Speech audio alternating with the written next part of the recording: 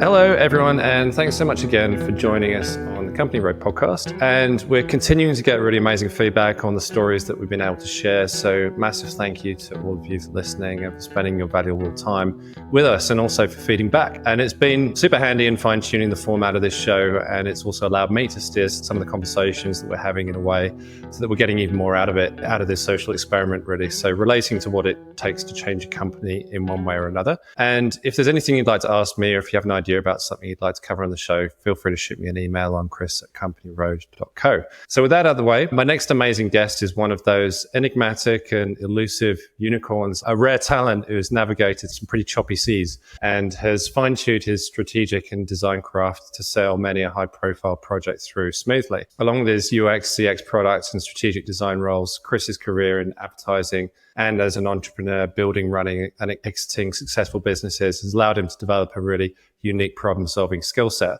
He's pretty much your end-to-end strategic designer and all-in-one, from research and strategy through to transformation work and change, both in private and public sectors. So I'm really happy to have you on the show, Kris. Thanks so much for coming on. Thanks, Chris. Lovely introduction. I'm not feeling particularly enigmatic. For those who are maybe watching, I've got my vacuum cleaner in the background and my kids' stuff on the wall. But thank you. Lovely to be called enigmatic to some degree. That's the backdrop of a man of mystery. Yeah, that's very much so. Yep. But maybe we could start with just a quick rundown of, talk us through some of the things that you do, the types of organizations that you've helped, and a bit about your journey so far. I started off as a product designer working at a startup, did that for a couple of years, pretty quickly realized I quite loved the research and strategic sort of side of things. I then went off on to do various roles within design, but more within the agency space. So I did work as a UX designer, and then after that role, did contracting and sort of went progressively more and more strategic in the kind of roles I was doing, but always kept quite close to being on the design tools and those kind of things, just because I have a love for the sort of practical side of things. Did a bit of work for Dulux, some service design work on the Dulux account, which I think you did as well, Chris. You did some work for Dulux. Yeah, a little bit of transformation stuff there. Yeah. And did some research for the Fair Work Commission, worked at NAB for a little bit, doing some work, some compliance stuff for APRA, for the business bank there. On the back of that, I got headhunted by a consultancy up in Canberra and came on board to be the design director. And that's basically what I've been doing for the last few years. Brings me a little bit about what I was wanting to talk a little bit with you today. I think my background before design really was in advertising and photography specifically. So I was an advertising photographer for the better part of 15 years, and I had a content agency as well. And I think within those roles, and then within my roles within design through the pandemic and the sort of recent sort of tech down, I've noticed some patterns, you might say. Working as a photographer, I was doing above the line campaigns. I had great clients. I was doing really good work there. I did find within that business and also my content agency that I had at the time, during the boom times, everything was fantastic. And then I went through the GFC, and it was really interesting to see what happened to businesses at that time. As I mentioned, I'd worked on that strategy work for Dulux, and around about that time is when the pandemic hit, and there was a pretty significant downturn, I'm sure everyone remembers. And it really was that at that time, that sort of knee-jerk reaction of organizations dropping sort of strategic digital transformation and greenfields work. After that, I worked in the role I was talking about, the design director role for the consultancy. We had a lot of sort of tech clients, and we had federal government clients as well. So we had this kind of interesting mix of clients. And after the pandemic, we saw pretty amazing growth within the consultancy, and it was just a really interesting place to be from that perspective, working on the pointy end of really interesting projects and doing some really interesting product strategy work, and doing some product development, and doing some really nice service delivery, service design work for government agencies. So yeah, really interesting. And then end of 2022, we saw that sort of tech downturn. So I kind of got really interested in this. I took a voluntary redundancy from the role I was in. I think a lot of agencies and consultancies have been struggling since then. And it's made me start to ponder a little bit about where that had been. I've since gone back to contracting, and that's been work that I really love doing. I have essentially been a freelancer or self-employed my whole life. So I do really enjoy doing that. But I went off and did a little bit of thinking on, I guess, how we as entrepreneurs and as designers and that kind of thing, how we can flourish within kind of the economic hard times, really, when those sort of strategic budgets are cut and those kind of things. So yeah, I think it's a really interesting space. So about your transitioning. So one day you're a photographer and you're doing the above the line stuff, and presumably you're flying to the Caribbean and you're going to wonderful places. And How did you know? Yeah, that's what every art director or photographer insists upon, right? They've got a certain bucket list, and you're in the South America one day and then you're over in Bali or wherever you go. Was it like that? I did make it to Thailand once. I got to New Zealand. Most of my work was between here and Sydney. I had the State Theatre Company of South Australia as well as a regular client. So I went over to Adelaide once a year. So that was pretty exciting. Shout out to Adelaide. There's a bit of a switch there, and you were kind of talking about that, and then you went into started talking about strategy and the work that you were doing there. I'm always interested in this perspective because I've basically gone from strategy more into design, and a lot of people go from design more into strategy.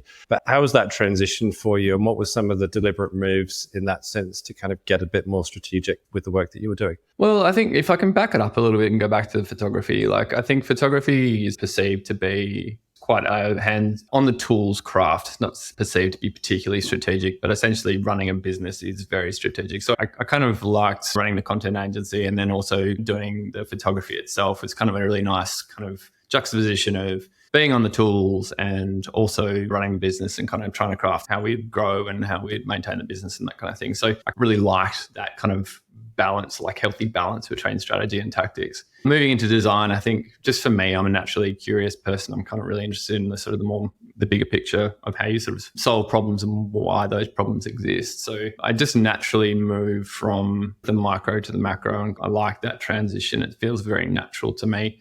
We were talking offline about what I'm doing in my personal life. And I think I talked about I've just started furniture making in the pandemic. One of the joys of getting made redundant from the Dulux job during that pandemic era was that I had 6 weeks or so to kill while I was looking for other work. And I spent time with my kids, which was amazing. But I also started to teach myself cabinet making and furniture making. And so it's kind of similar because it's strategically, you got to think about how you're going to build it, how it's going to look, what are you going to make it from, kind of understand that, and then getting on the tools and actually building it out. So I think for me, from a design perspective, I started very much in that product design space, otherwise known as sort of that UX UI space, and was a natural progression for me for visual, having been a visual practitioner, through to, I guess, just being more and more curious about the why we were working on and what the impact we could have in the future if we made certain decisions. So that's kind of how I progressed from a mental standpoint on the kind of work I was doing. How did you find the switch between the executional elements to the strategic from the point of view of, you've run places and departments and teams and you've been in senior roles, but when you're in that position and you're basically working with the work that you used to do from a design point of view, from a UX point of view, from a photography point of view, potentially, how do you kind of temper that involvement a little bit? And what's your style around directing it in a way that how much do you get involved or how much do you let it just be and for things to be presented to you? A part of what I've been kind of going through on this kind of rationalization of design and within this sort of economic downturn kind of vibe is to this role of being at a director level or being at a senior leadership level, and how you kind of step back from being a designer, being on the tools, to kind of allowing your team to flourish. And I think number one is autonomy is key, and giving your people the respect and autonomy to kind of do what they need to do and solve the problems for themselves always fosters better results from everybody. Because if people are allowed to make their own decisions and solve their own problems, generally they have more ownership of the problem, they take more pride in it, and they want to kind of progress further in doing that. As far as the interesting kind of point where we are now with those kind of roles at the moment, they still definitely exist, and there are great design leaders out there at the moment. But there has also been quite a lot of redundancies within that senior leadership space. And I think it's interesting, that whole concept of the player coach kind of concept. I'm not sure if you've heard that term, but essentially just as leaders still being on the tools and kind of doing that,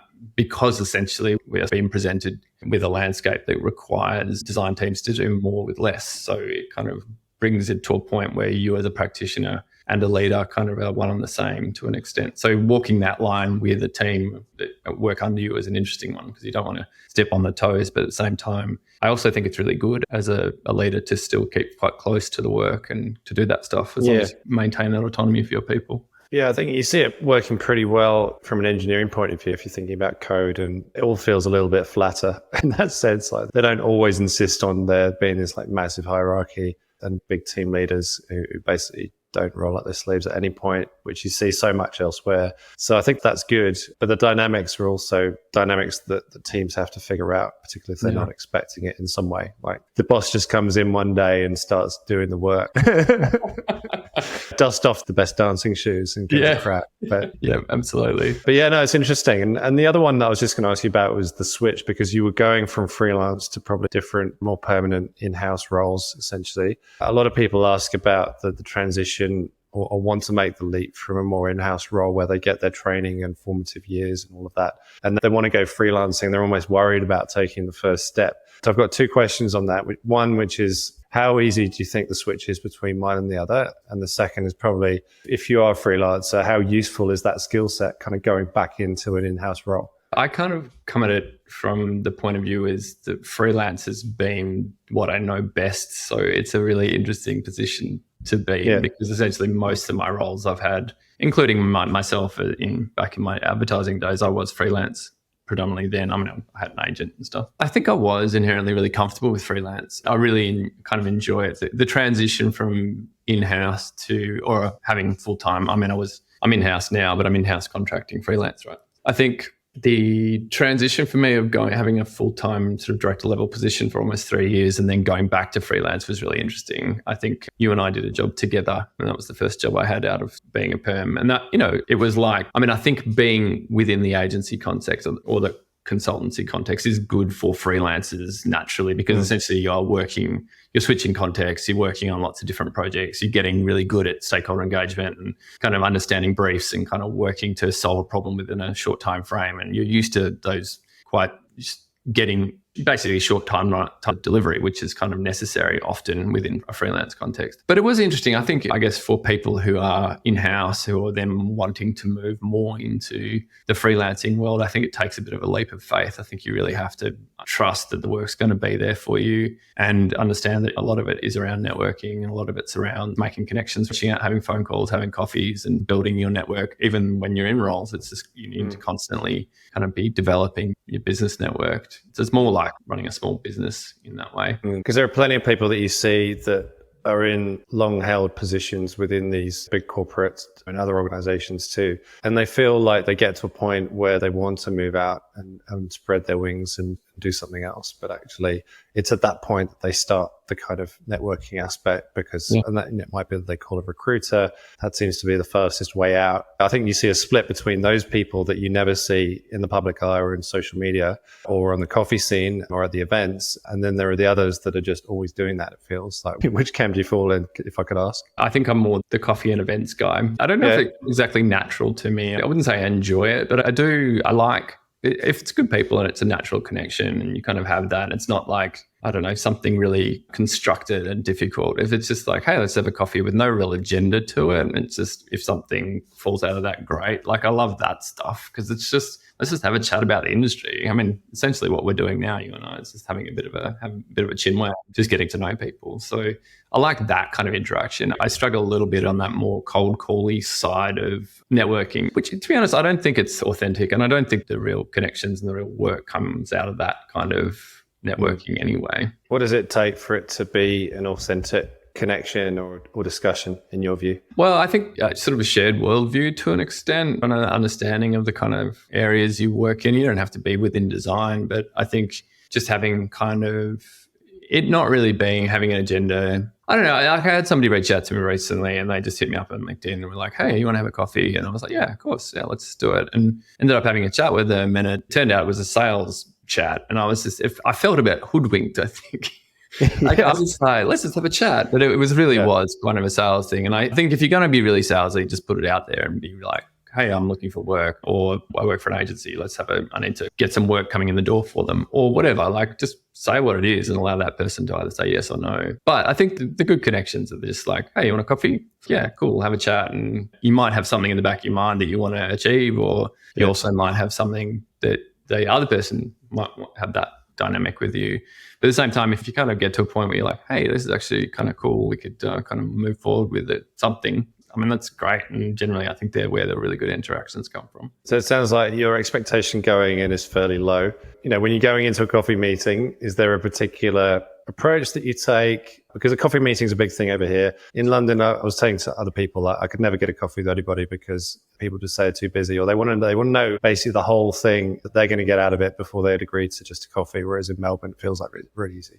How do you feel going into a coffee meeting? Is it always, pretty casual? Have you got expectations? Have you got points to discuss? What prep are you doing? This is like the basics of running a coffee with somebody. Yeah, not really. I think I generally walk in, I rarely prep for meetings. I think if I'm doing it in a professional thing, I will prepare, and sometimes you have slide decks and all the rest, but generally you're going in there with an agenda. The other party is very aware of that agenda. As far as just a networking coffee, just catch up, have a good chat. If you're after work or you're like, hey, my freelancing contract's ending up, have you got anything on? You say that and you say, do you want to have a coffee and have a chat about it? No worries if there isn't anything at the end of it. Yeah, there's always that bit towards the last 10 to 15 minutes where you're thinking about how you're going to end it, basically. Like, what does a nice exit from this conversation look like? Maybe I'm just overanalyzing, but do you get that? No, I get that. Sometimes I've had polite conversation for long enough, and it's just like, how do I extricate from myself from this? Yeah, without being rude, because you've been so polite at the beginning of the chat, and then you've got to leave. Very much so. No, but that's cool. Hey, let's come back to the points you were making about scarcity and running lean, and particularly with the economic downturn, some of the things that you were starting to think about. Yeah, so look, I think it just piqued my curiosity. I sort of talked at the top about having a strategic mindset, I think is really about being curious. Part of this is I've seen this downturn thing a few times now, and every time the kind of work I have been doing has been impacted quite greatly. I kind of started to look at the sort of macroeconomic position of things. I'm not an economist, I'm a designer, and I really just started looking at kind of what's been happening. And I think if you think about October last year is when I took my voluntary redundancy, and then I was just back out in the market. I was like, the last time I looked for a role was in 20, it was just during the pandemic, the Dulux thing, right? So it was just like designers, everybody was in such demand. It was a seller's market, so to speak.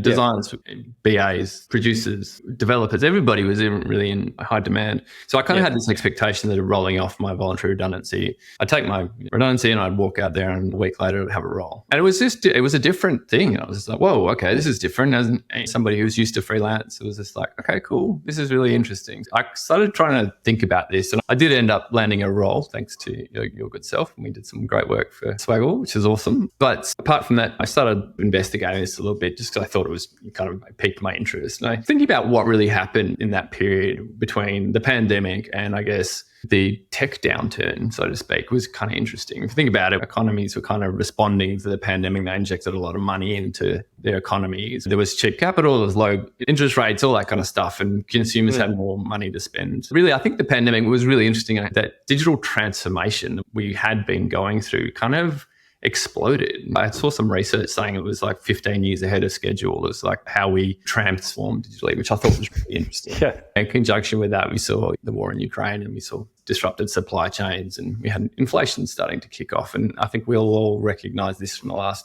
eight months of our lives, that what happens in inflation, world banks, the monetary policy tightens, and governments and central banks around the world start tightening monetary policy, and they basically raise interest rates. So that era of cheap money we've had since 2007 is kind of officially over. And as a result, consumers are cutting money. So if you think about that, the macroeconomic context, it's kind of interesting. This is kind of what's happening. So what happened for us as designers and us as strategists and us as devs and the kind of people involved in digital, the ICT people, we saw the stock market plunging in late 2022. We saw tech layoffs. We saw investors looking for sort of value over growth stocks. So that sort of 10, 15-year period where we had seen amazing growth in technology companies, it really contracted. Venture capital funds avoided funding new businesses. So in that, we saw big tech layoffs in 2022, at the end of 2022 in the States. And then that started happening over here as well within the tech sector. In the consultancy I was with, we saw it coming.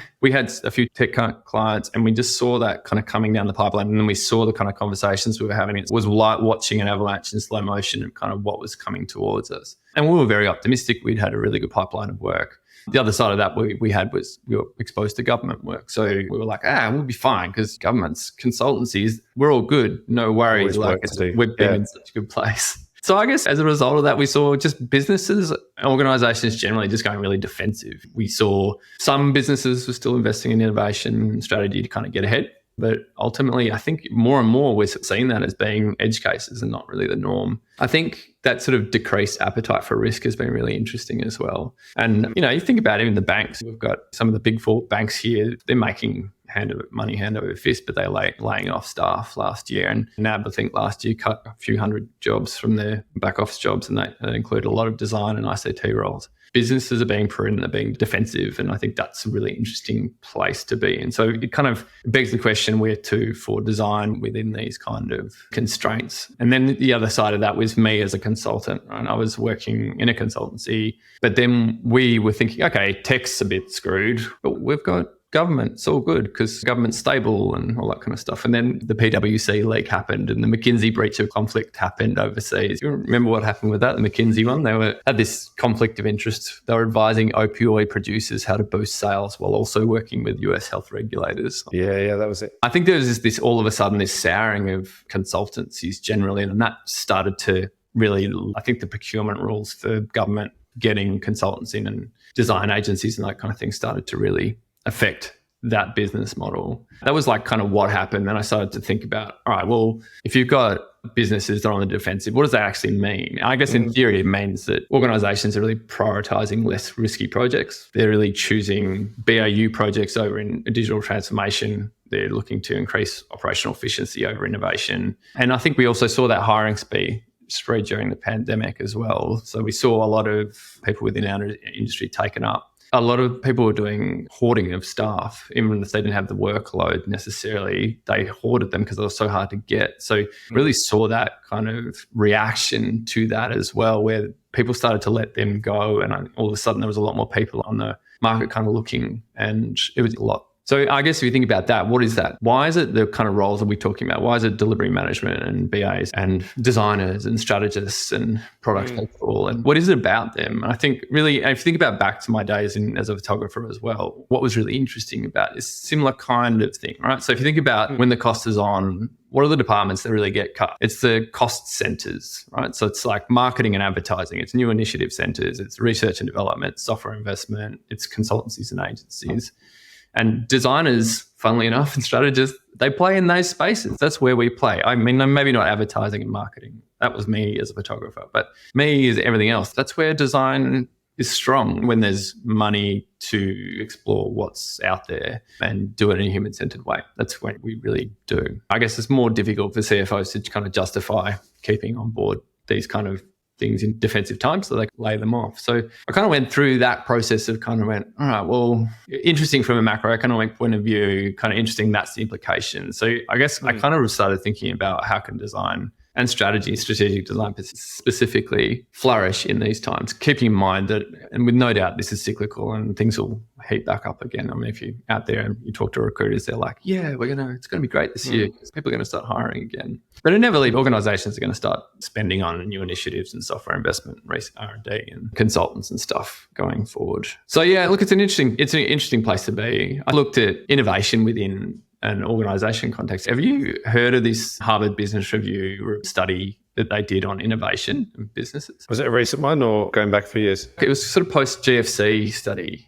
Anyway, they did this study. It was like 5,000 companies looking at different recessions. So the 1990 and 2000 recession, They had a look at it, and they looked at who did well after recessions, like what companies succeeded after recessions. And I think the figure was like they got around 9% of organizations flourished after recession. They kind of looked at why. And ultimately, they looked at kind of companies who had different strategic positions on how they invested in investment and research and development, those kind of things. And they found really super defensive companies who cut all their staff and don't invest in anything and basically just close up like a clamshell. They didn't do well. And then they, on the other end of the spectrum, they looked at those companies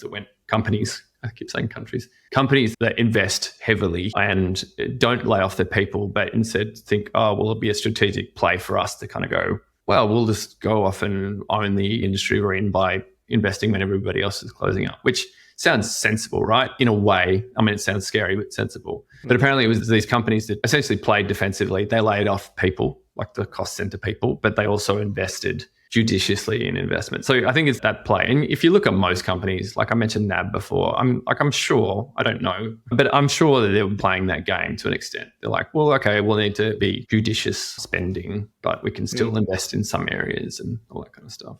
So I think designers can be seen as expendable with other cost centers. And if teams have been reduced and basically expected to do more with less, and there's lower risk appetite for risk and innovation and digital transformation and stuff, I mean, how does design kind of flourish in these times? I think we're talking about that. But I kind of started thinking about me within that context of being a consultant or within the agency context, and then also within in-house and sort of working on more BAU projects. How do we do it? I came up with, I guess, a couple of different tenets that might be interesting to listeners that I could share. I mean, there's so many interesting points in that. There's an interesting one around just the context and understanding the context and the dynamics of the world of work, basically, that are starting to unfold. If you can see the signs, then you can almost understand how to react to them, or you can look at the behaviors that, like, as you were explaining, you're looking back to the last time there was that downturn and figuring out whether there's anything that we could learn from that. If you're a business leader, how would you learn from the way in which people responded to it last time? What would you definitely not do? And that kind of, I suppose, sudden change, I don't know, it feels like a relatively sudden change, although it's probably over 2 or 3 years or 4 years. People are just starting to get used to it, and something like COVID will probably happen. And all of a sudden, it's like an accelerator environment where people are taking on new skill sets and actually adopting fairly quickly.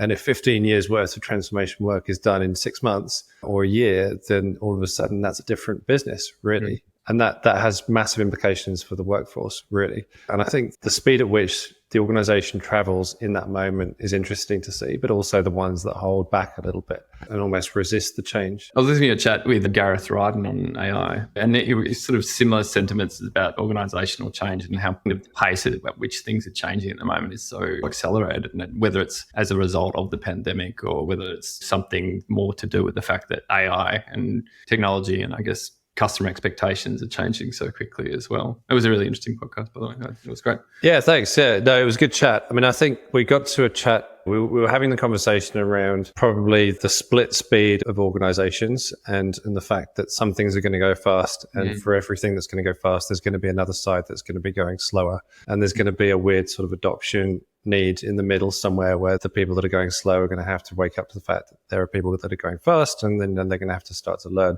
So from an adoption curve point of view, I think that's super interesting for businesses, particularly where they always want to be seen to be traveling as one. But obviously, as we know, within these organizations, there are so many different pockets of either fast or slow, incremental change or radical change, transformation, that there's like the foundational work that happens, and then there's usually a number of people that are trying to push it forward as well. That reminds me of another one. One of your, I can't remember the person you interviewed a few weeks ago, but it was on innovation within businesses. So you were talking about that two-speed and how you can have innovation teams, and basically they kind of need to be removed. And yeah, so is it part of your culture or is it separate? That was a really good chat. I really enjoyed that. So I think there's kind of stuff in that. Should everyone be an innovator? Should everyone not be an innovator? Should everyone be a designer? I think we saw there was a massive amount of democratization of basically the tools and what designers or strategic designers or thinkers were perceived to be doing in that time that you were describing, that you were looking for work, and all of a sudden the market had a ton of designers out there and they were much lower value. And I think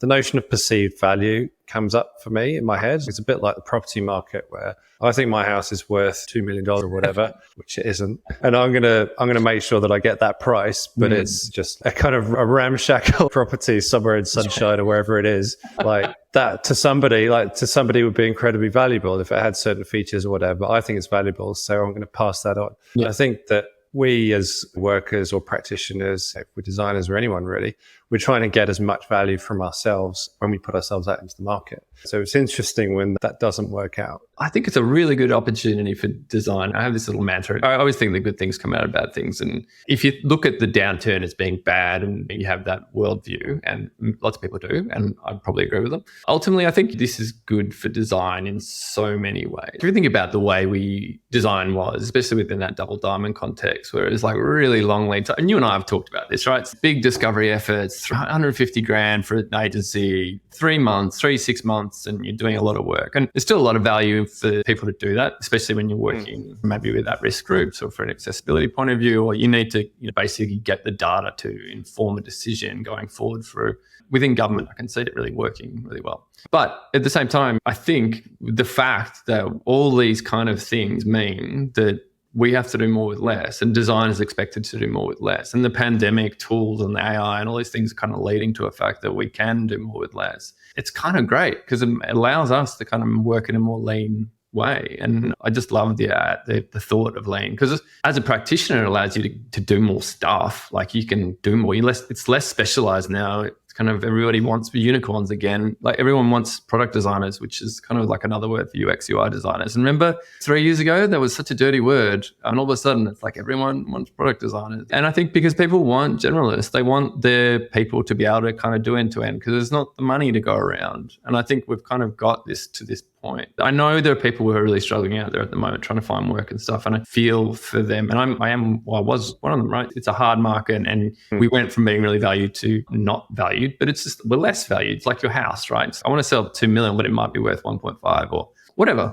It's a bit of an awakening really for that. So really, I think for me, it's really around, I think we need to show a straighter line from design effort to business value. Design's not in its infancy anymore, but we can still find it hard to communicate our value. And especially when you're in large organizational contexts, it's really hard for design to have an impact, especially if the maturity of the organization isn't there and it sort of doesn't have, I'm going to say it, I say it at the table. I think if you haven't kind of got that, it's going to be really hard for design to show impact. So I think we really need to do that. I think there's a couple of different ways that I think we can do it. And I guess the ways I've been trying to work this out is really, I think, number one, it's aligning yourself with, if it's a product organization, with your product manager or your service leaders or whatever you might be. I think it's really around those people, and they're really the connection between what we're designing and the business impact. And I think ultimately they have a lot of impact within the kind of work that we need to be doing. Whereas design, we traditionally represent the user, which means we're often having to justify ourselves in the kind of way we do that. So I think having a really good partnership with product management or the key service delivery leaders is really important. So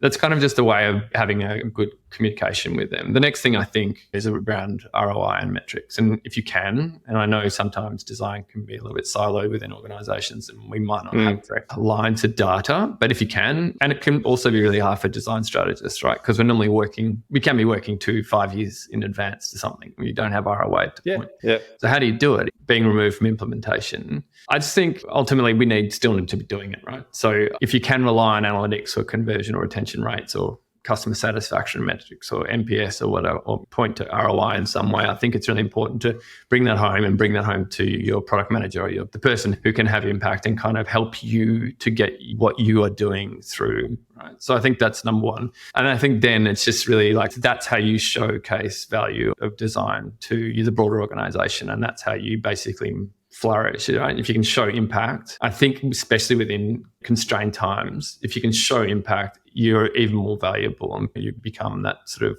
people go to solve their problems, which is really where we want to be. That other thing around that balance between being that design leader or being on the tools, I think is really interesting. I mean, for me and the way I'm reading it is at the moment, like having those design directors who kind of live up to the level and they don't really do anything. It doesn't seem feasible to me at the moment. I think we kind of need to be on the tools, and that's that player coach thing, right? I think ultimately, you have to make sure if you have a team and they're reporting to you or you're working with them, you're not stepping on their toes, but ultimately getting in there and doing work, I think is ultimately not such a bad thing at the moment anyway. Interesting one for consultancies, isn't it? Because there's usually a utilization figure of some sort that you're having to kind of stick to. And even if you're a team leader, it might be like you're 20% billable or you're 10% or more often than not, 60, 70% still. But they don't know how to do that. They don't know how to kind of get the work, find the work, get the teams working on it, still be on the tools, manage the whole team. It's one to fix for them too, right? Yeah, no, I agree. We used to have utilization figures, so the consultancy I was at, and I had a utilization figure that I set for myself. And ultimately, I think it should have been higher. In retrospect, I think I should have been doing more. Because I think, again, as long as you don't piss off your team by being there, I think it's really good. If nothing else, you understand the work better and you're more visible to clients and all those other things. I kind of touched on it, like the double diamond, I think is great in certain contexts, but I just don't think I don't think it's the right way at the moment. I think it's great for certain things, as discussed, but honestly, if you think about the negatives, the double diamonds, it's linear. it's focused on, especially within the consultancy context, it focus on deliverables and in-house as well, right? I know you're big on this, Kris. It's like less focus on deliverables is fine, but it's too much of a focus on deliverables and less on the creating of the value or the impact that you can have within a certain time frame, I think. You sell a method, don't you, for people to understand what you're doing because they don't know. They don't understand it. Yeah, exactly. And I just think that works when you're selling something. Oh, we're going to do this thing. It's double diamond and we'll do 6 weeks of discovery and then we'll do ideation and we'll have design sprints and it's great, sounds great. But ultimately when it comes down to it, I think what we need to be doing as designers is being far more lean. And I think that's really around finding where has the most impact. And I think you and I have chatted about this, and I had a chat to you earlier. I think your advice was really around focusing on where you can find the most impact, which I think you said really fits how organizations work, which I really liked, because you're going into an organization, you're finding where the biggest pain point is, or how can we as designers provide the most amount of impact. So it's less around process, it's more around impact. How can you do that? And I think I think I love that advice. I think it's really good. The fastest way. I mean, I was thinking, like, as you were telling me about the dynamics of the designer's world, basically, because there is that blurriness between strategist and designer now, and everyone feels like they're part of the same discussion to some extent. Yep. So who's proving the value and who's accountable for that is kind of a hard one, particularly in the team context. But I was thinking about, usually with this stuff, there's somewhere else in the world, in another industry or in another place, where you can find evidence of where a similar model is of what you need to get to is actually, it's either been happening or it's in place. And the one that jumped into my mind immediately was because you were a photographer at the beginning. And then I was thinking about advertising. And actually, in an advertising agency, the creative product is sacred, obviously, and that's what you're pitching. And that's what you're making your money off. And if it goes into production, that's even better. But a lot of it just ends up getting thrown away. In any case, they're basically in the process of getting a very tightly defined brief agreed. And then basically the person who's most skilled to basically respond to that, a team, art director, copywriter, photographer, potentially, they basically say, well, what can I come up with? And that feels like a very kind of fast way to get to the creative output. And you're actually delivering something from that very early conceptual stage in a sense that a client can actually buy into in one way or another. So I was wondering, like, from that world or from the world of photography, because you're basically understanding what the need is and then you go and take the photos, right? Then you've done the work. Is there a way that we can learn from that and bring that into the world of design? Because I feel like design has become inflated with other agendas. Everyone's involved. There's collaboration, there's co-design, there's lots going on, and it's a big party. But when's it time to kind of bring it back to the actual thing that you need to deliver and just do that? I think the answer to this, a process that I love, lean UX, it's kind of that, right? It's just like, as opposed to going off and doing all this discovery, be deductive as opposed to inductive. Just kind of go and build a thing straight away with an idea you have. So you're talking about having a brief, right? So inevitably a business will give you our brief. It might not be a tight brief like you described in advertising, but it might be like, hey, we need to go solve this service problem or build this product or build this feature. Yeah. And you might get some loose requirements from a BA, or you might just have the product owner saying, hey, I need this or whatever. Or it might be like a really long list of waterfall like requirements, whatever it is. Ultimately, whatever you get there, I think the quickest way to do it is not necessarily to do a huge amount of upfront discovery. If you can be doing discovery while you're waiting or doing other things, that's always really nice. But I think ultimately, if you can get it out and do a prototype and have it tested and show value. I mean, we talked about ROI and metrics, right? So if you don't have those long tail metrics like analytics and retention data and all that kind of stuff, you've got usability testing data, you got time on task, you got task completion rate, you got system usability scores, whatever you want. You would develop the metrics yourself. And you as a designer, you then go in and go, cool, I'm going to just do loops of testing and build some stuff out and show value straight away because we've shown improvement over these 3 sprints. And I love that. It's kind of in that, what you're kind of describing with a photographer going off and shooting a brief or a creative or writing copyright, where you're creating an artifact, you're creating impact, you're creating a thing, and you're showing the value by showing metrics. It's so beautiful. And I think as opposed to the double diamond, which that approach that they teach in the design schools, I think it's great and I love it. I'd still love double diamond, but at the same time, I think the value isn't created quickly enough. And I think within this context, within the tech downturn context, I think being lean and showing that value really quickly is awesome. And you know what? I don't think we should stop when there's money again. I think we should keep going with it because we don't need 150-page reports necessarily. We don't need endless discovery. We don't need all that stuff. I think we can we know enough now to kind of understand some things. We can build something and test it and see if that works. And if it does, great, we've proven something. Yeah, I do feel like things have become a little bit stuck, and there needs to be a bit of oil in the cogs, basically, to try and free up design and creativity within these organizations a little bit, because the process has been there to justify it and to business case things a little bit and to provide confidence and for people to trust in it and also feel part of it to some extent. I think it's been inflated for a number of reasons. Obviously, there's, for the people that are working on those roles, there's a commercial interest, obviously, in running it at scale and involving as many people as possible for it to be justifiable. And it just feels that that would be the safest way to do it. Would somebody buy a 2-year program of transformation or a 2-day one? They'd probably go for the 2-year because they'd be a bit worried that the 2-day one wouldn't give them the answers. But I think the interesting thing is the sort of, it's like an accordion, basically. You can stretch a double diamond out and you can run it over several months. But actually, if you think about, even if you're picking up the brief as a photographer, like the steps that you would go through is that, okay, well, what could I possibly do? What's the best thing I should do? How many ways could I treat that? And then what am I going to do? You might do that within 30 minutes or 2 hours or something, but it's still the same. Like, it's kind of a nice way of making a logical pattern out of basically a creative process. So that might be one way of looking at it. But obviously, sometimes random ideas pop into people's heads and you get amazing work that's just done because it's there and it's done in the moment. I don't think you can always plan for genius. Double Diamond's at least helping a lot of more people think that they can become geniuses. One of the things with Double Diamond, I think those longer tail things, is it does allow for those moments of genius to pop up. And I'm talking about those moments of genius of just kind of going, oh, something's just clicked for me. And it took me a while to do that, right? It's the same when you're doing synthesis and research. I've been using Dovetail and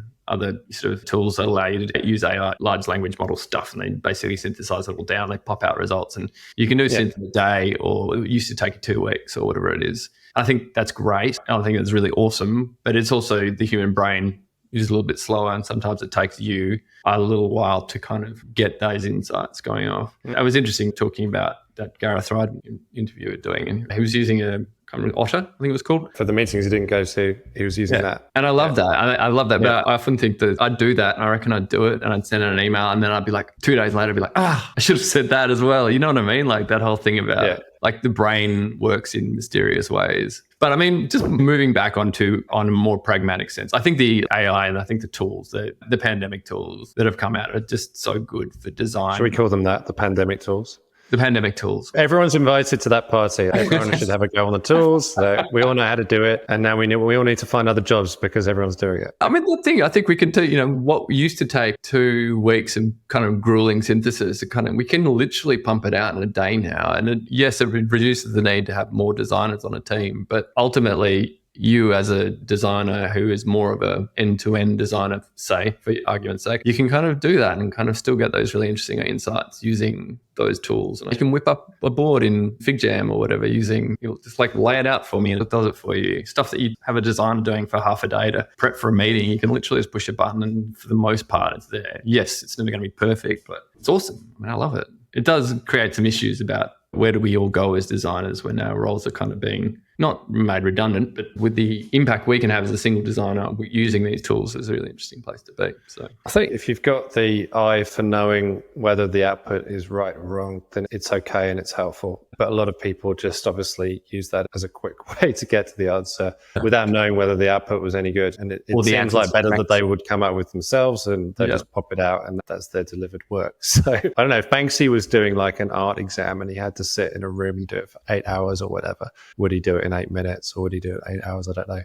You basically try to figure out what's good enough and what's okay and what's better than okay. And I think, I don't know whether people consciously place themselves, but if you take pride in your work and you're into your craft, like you and I tend to work, we want to take the first stance as not being the solved thing. It's not the 100%. Final piece. You actually want to evolve it a little bit, work with the ideas. I'm often just trying to break it, trying to find absences of patterns to see whether other things are possible. But that process from seeing the wrong thing to getting to the right thing, it feels like it gets quicker with the experience that you have, which is good. But it's not something that everyone sees in the beginning, I don't think. I agree. And I think there's part of the things, I guess the barrier to entry to design is relatively low. I tend to think get good mentoring and get in on the ground floor. You can still get the experience. But experience is really invaluable within design because it just gives you start to recognize patterns and you can understand the shortcuts to do those things and the toolkit that you have, which tool to draw out when you're not just using a methodology from end to end like you would do with a double diamond just because you do and that's all you know. It's also insights. Insights are so variable from basically just being raw data or information passed off in a group. It's like the insight is not, it's just called interests or pain points or something. And that's just what information is being clustered and kind of analyzed in that way. But actually you can elevate that to a much greater extent. And I think that is often a missed opportunity. You're doing all this hard work to collect the data, to run your discovery, to run your research, to validate a lot of things, but you're not actually using the things that you find out to the extent that they could be used. I take that one step further, Chris, and I think I'm sure you agree with me on this. I think one of the other big things I reckon for design generally, not necessarily just now, but forever, it's really around making strategy stick or making your work stick. Whatever that is, right? So you're talking about doing research and understanding the insights and stuff. How do you then take those insights and make them into something that's consumable for stakeholders? Like your audience technically is stakeholders, right? Like generally us as designers, our audience isn't our users necessarily. It is sometimes, but more often than not, it's the stakeholders within an organization that we need to convince to do. Or if you're on the agency side, you might go off and do some work, right? So you go off and do a whole bunch of work. And then you inevitably have a presentation. It might be a presentation for your internal stakeholders or a report or whatever you're doing. I just think whatever you do is so important. I think for us as strategic designers or just designers or anybody within an organization, I think it's just making sure you don't just deliver the report and then it lives in the bottom of a drawer and no one ever sees it again. Because I just worked on so many projects where so much effort goes into it, right? So you were talking about research and then just not really seeing it through on getting the insights. But I think take that further. It's what are the insights and how does that apply for the business or the organization and how is that going to provide impact for them in the future? What are you advising them on? How can you do that? But then taking that to stakeholders, but not just stopping there. You really have to sell that in. You have to sell it to stakeholders. I mean, I was working for an ASX listed tech company. I did product strategy for them and I worked on it for about 8 to 9 months. And in that, I did human-centered research, usability testing. We created prototypes. We kind of did all the stuff. We went off and did surveys. We got all the data really, and we did competitive analysis and looked at market trends and all that kind of stuff. We brought that into this beautiful report. It was amazing. It was great. And we were like, you guys should go do this. The cool thing with that particular project is I didn't stop there. Like a lot of the time, especially with the agency context, the consultancy context, you just give it to them. You're like, cool, we're done, bye. But I think it's just really important to kind of keep going. And that's hard to build in if you are a consultancy. It's easier if you're in-house because you have a thing and you have engagement. It's an ongoing thing. And I love that about in-house work. But I think for consultancies, it's so important that if you're doing the thing, you need to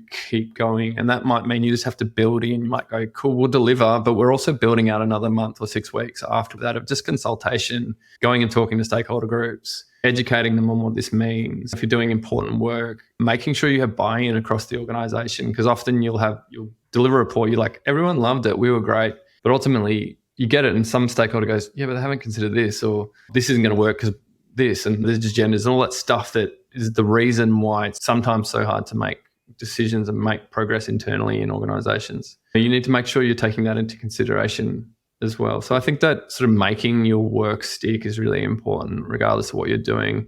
And it's only ever good for you as a designer anyway, because if you're getting to known to that level of stakeholder engagement, whether you're in-house or external, I think it's still a really good thing from a business development perspective or just you as you're raising your political clout within an organization. Yeah, it's a really good point. I think the one around basically designers, researchers, anyone drinking their own Kool-Aid and basically attaching importance to the thing that they feel most passionately about in whichever way that may be the right thing for somebody else to see and take on value from. They're basically taking ownership of it from you when you pass over that information. But in most cases, there's a massive gap between that area of passion and the thing that the stakeholder then has to basically take forward and implement in some way or another. So research, if you're talking about insights, yeah, great. I mean, that's the thing that researchers will pore over and spend hours and hours just kind of thinking about what different combinations of inputs could lead to this constellation of ideas and patterns and everything else. And then you prioritize them, you think you've done a great job. But actually, it's only a part of the puzzle, and it's probably for a stakeholder, it's more of a justification for things to evolve a little bit. But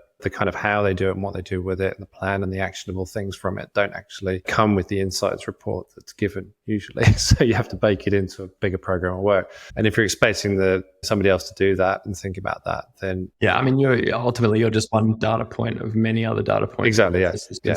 I guess you want to just make sure your data point is up the top somewhere. And I think you only do that by engagement. Well, yeah, you're right. Selling it is the right way to describe it. I think you've got to package it. It's as if it's a product that somebody else has to buy in that 30-minute meeting. They have to walk away with it and feel comfortable that new coat that they're wearing, whether it's the right analogy or whether it's the right purchase. But it works. I'm going with it. I'm going with it. We should have had more clothing analogies going through. If you just needed to make it a house analogy, it probably would have fit somehow. House analogy. What about woodwork? Oh, yeah, woodwork. Oh, yeah, good one. Yeah. That's a good segue to, for those watching at home, this is not my work. We're selling a house. I'm living in a rental at the moment, but we're in the process of selling a house. And as part of that, I've been doing the woodworking and the furniture. And it's been so much fun. I've been really enjoying it. That's a messy job, isn't it? I mean, where do you do that? Oh, yeah, in the backyard. It's so messy. But I bought myself a HEPA extractor vacuum thing. I'm feeling like not professional, semi-amateurish about it all, but at least I'm doing it the right way now. So the analogy, coming back to the previous thing, if you went into the boardroom and basically gave someone the chair leg, would it be like that? So what are you going to do with that? It's the best chair leg you've ever seen. I think it's great. How about delivering a full chair? Or a cushion, like a chair seat, like a cushion bit without the legs. Nice cushion. It could still be good. It just depends on the use case. All right. Well, if there's a link to any of your work that you want to show and furniture, then... You can come by my house when it's on sale in October if you want to. Open house. Thank you. I think we might wrap there. I think there's a ton of stuff in there that's super interesting from a macroeconomic point of view, but all the way down to what we should be thinking about within our day-to-day. And I think some of those patterns that you were describing were just super interesting and really worth thinking about. Where can we learn from other places? What from the past can we learn from in the way that people and companies and organizations are responding to change? And just like some good times and good chats in between. So thanks so much, Kris. Really appreciate you coming onto the show. And if people want to get in touch, how would they find you? Do you want people to get in touch, ask a question? I'm on LinkedIn. So Kris, Kris Washusen, Washusen. Yeah, feel free to reach out on LinkedIn. I have a website as well. Just hit me up if you want to see my portfolio. Apart from that, that's pretty much the only social channels. I'm not like you, Kris. I'm not all over the joint. But so that was good. That was a plug. That was a bit of networking. Check out Company Road because they're great. And the boss of Company Road's a really nice guy. You'd be surprised how many people say you're saying company and country and interchangeably. Like how many people say country road? Country road? All the time. I might brand myself up actually in that gear at some future point. But we could go back to our segue about clothing, Kris, and then we could somehow work in the country roads thing. But let's not do that because it's company road and let's just stick where it's got to be. That sounds sensible. Thank you. All right, we'll leave it there. Thanks so much. Yeah, we'll see you next time. Okay, so that's it for this episode. If you're hearing this message, you've listened all the way to the end. So thank you very much. We hope you enjoyed the show. We'd love to hear your feedback, so please leave us a review and share this episode with your friends, team members, leaders, if you think it'll make a difference. After all, we're trying to help you, the entrepreneurs, kick more goals within your organizations. If you have any questions about the things we covered in the show, please email me directly at chris@companyroad.co. I answer all messages, so please don't hesitate to reach out. And to hear about the latest episodes and updates, please head to companyroad.co to subscribe. Tune in next Wednesday for another new episode.